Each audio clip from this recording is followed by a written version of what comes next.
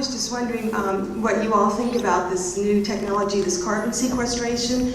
Where I'm from in Ohio, we have an experimental well that they're drilling about 17 miles from where our home is. And they've touted this is great. It's going to be able to sequester the carbon dioxide from the coal-fired power plants. And they want to put these all over the state of Ohio because we have the correct bedrock and foundation material to do this. And a lot of people are worried about the wells and that this is just going to give coal another reason to keep digging coal. And I just wondered where you stood on that and if you could point us in any directions to try to stop this process. Yeah, that's the answer. Tell them.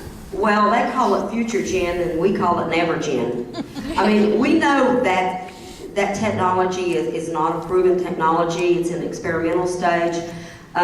It's very, very, very expensive, and we taxpayers will be the one paying the bill for it. But here's the biggest problem is we don't know if we can keep that in the ground or not, even if we can put it in the ground, even if we had the money to put it in the ground.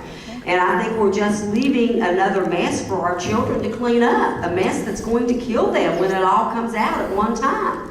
So I think it being 10 years down the road, I think we ought to go with solar and wind and make them prove that. I think it's just an expensive bill for Americans that we'll never see the light of day of. I mean, they're putting sludge in abandoned underground mines in West Virginia. That's not staying there.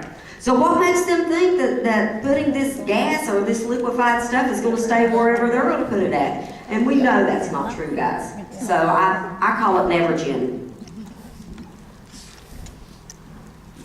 I think the same arguments about nuclear and coal to liquid, applies to carbon sequestration. Carbon dioxide, in its gaseous state, concentrated state, is deadly. I mean, people die all the time.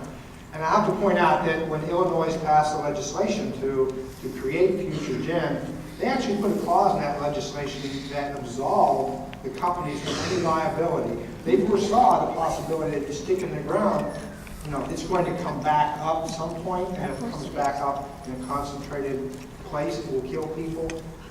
But they created legislation that would absolve anybody of the liability from killing anybody as a result of carbon sequestration. So, Maybe God, they put that on God.